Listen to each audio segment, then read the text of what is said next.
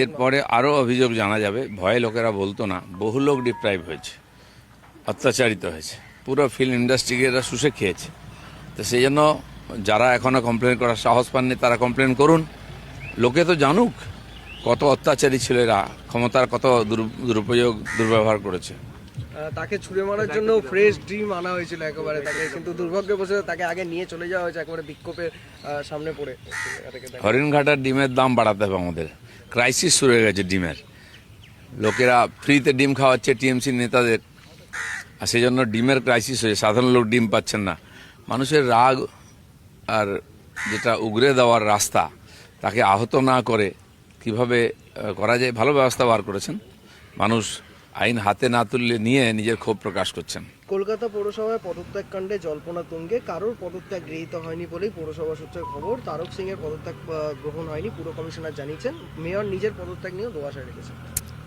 পদত্যাগ গ্রহণ করুন আর না করুন কি হবে, যিনি করবেন তার পদত্যাগ কে নেবে? তো যারা ছেড়ে পালিয়ে যাচ্ছে, পুরো ডিফাং হয়ে যাচ্ছে, পুরসভাই চলবে না, যেমন একাধিক পঞ্চায়েত এরকম অবস্থা হয়েছে। তো আমার মনে হয় এটাই হবে, নতুন নির্বাচনই এখানকার সমাধান হবে।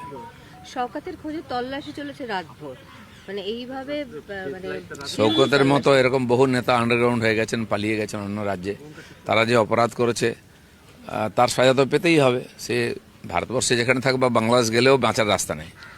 বিদ্রোহী তৃণমূলে আবার ভাঙন, গুঁড়ো গুঁড়ো হয়ে যাবে আস্তে আস্তে, তৃণমূলটা থাকবেই না পার্টি বলে কিছু, আর এটাই হওয়ার দরকার আছে। শওকত মোল্লার বাড়ির রং পাল্টে গেরুয়া হয়ে যাচ্ছে, মানে পাড়া বদলের পর ওর বাড়ির রঙও গেরুয়া বদল হয়ে যাচ্ছে। এলাকার লোক বলছে তিনি যেন কোনোদিন বিজেপিতে না। টিএমসির লোকেরা তো ভালো রং পাল্টাতে পারে না, সেজন্য রং পাল্টে কেউ বাঁচবে না। বাড়ির রং, গাড়ির রং, জামার রং পাল্টে দিলে বেঁচে যাবে, আইন ছেড়ে দেবে, এরকম নয়।